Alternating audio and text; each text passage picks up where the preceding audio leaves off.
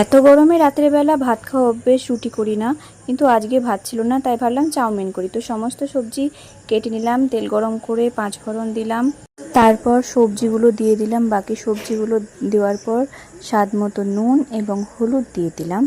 আর অন্য কেউ কীরকম মশলা দাও একটু কমেন্ট করো, আমি শুধু এই কটাই দিই। তারপরে গরম মশলা দিয়ে দিই একদম শেষে, নাড়িয়ে চাড়িয়ে ঢাকা দিয়ে রেখে দিলাম। এবার দ্বিতীয় পর্বের পালা, চাউমিনটাকে সেদ্ধ করতে হবে, তাই গরম জল বসিয়ে দিলাম, তার মধ্যে একটু নুন ছিটিয়ে দিয়েছিলাম। আর বাকি এবার চাউমিনগুলো দেওয়ার পালা। এক প্যাকেট চাউমিন আগে থেকেই ঘরে আনা ছিল, তো সেইগুলো দিয়ে দিলাম। এবার এইটাকে না জলের মধ্যে ভেজানো খুব মুশকিল হয়, একটু সেদ্ধ না হলে জলে ভেজানো যায় না।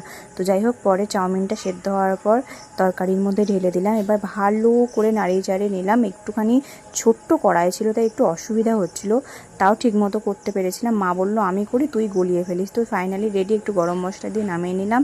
মা সবাইকে সার্ভ করে দিচ্ছিল। সার্ভ টার্ভ করার পর বাকি শসা, পেঁয়াজ কুচি এবং চানাচুর দিয়ে ভালো করে মাখিয়ে খেলাম, দারুণ হয়েছে।